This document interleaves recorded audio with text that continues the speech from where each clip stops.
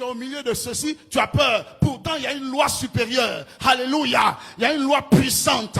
Bien-aimé, la loi qui est en toi, c'est la loi de Jésus-Christ. Bien-aimé, en lui, il y a la vie. Jean chapitre 1, verset 3 à 4. Il dit, au commencement était la parole était avec Dieu.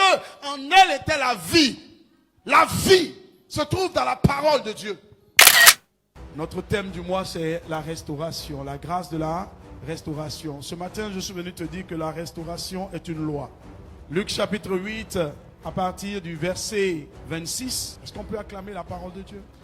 Alléluia. J'ai dit la loi de la restauration. Vous savez, Dieu établit les choses avec des lois. Le diable aussi opère avec des lois. C'est en cela que vous allez voir dans le livre de Romains chapitre 6, Romains chapitre 7 et Romains chapitre 8, l'apôtre Paul expose ce qu'on appelle la loi du péché.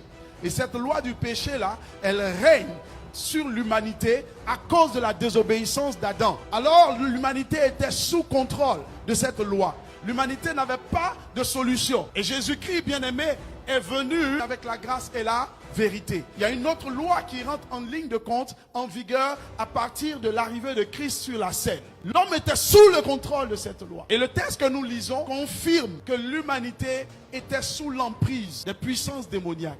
La Bible dit qu'il a été dévêtu. Il était nu. Cet homme ne portait plus de vêtements. Nous les voyons dans la ville.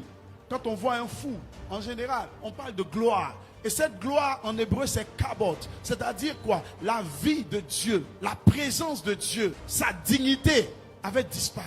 Il n'était plus homme. Ne jouez pas avec ce thème. Si tu n'as pas compris la loi de la restauration, si tu n'as pas compris pourquoi Jésus est venu mourir, pourquoi il est ressuscité, bien aimé, tu n'auras rien compris. Quand on parle de restauration, il faut comprendre.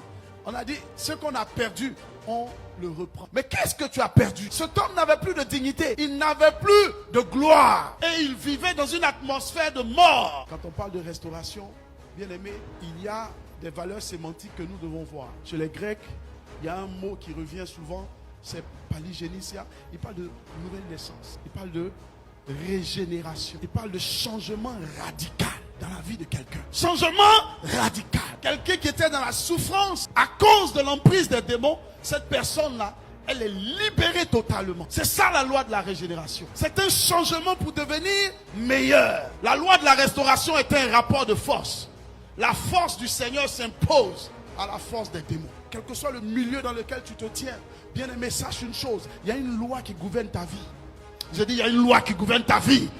Tu es au milieu des francs-maçons, tu as peur. Tu es au milieu de ceci, tu as peur. Pourtant, il y a une loi supérieure. Alléluia. Il y a une loi puissante. Bien-aimé, la loi qui est en toi, c'est la loi de Jésus-Christ. Bien-aimé, en lui, il y a la vie. Jean chapitre 1, verset 3 à 4. Il dit, au commencement était la parole était avec Dieu.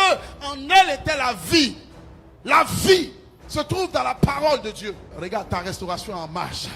Ta restauration en marche. Quelqu'un me dit, pasteur, ça veut dire quoi? Les Hébreux disent shoot.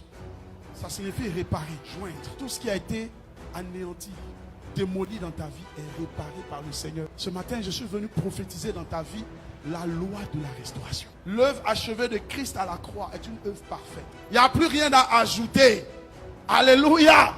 La mort et la résurrection. Contrairement à cette fausse doctrine qui sépare les deux, qui les dissocie. Il y en a qui les dissocient. Bien aimé, celui qui dissocie une pièce de monnaie, il y a deux faces. La mort et la résurrection, c'est la même monnaie. S'il n'y a pas mort, il n'y a pas résurrection. Je le dis parce que c'est ce que la Bible dit. Alléluia. Et s'il n'y a pas résurrection, Saint-Esprit ne vient pas. Donc ceux qui séparent, faites très attention. Que vos oreilles n'entendent pas ces choses au nom de Jésus. Alléluia. La loi de la restauration.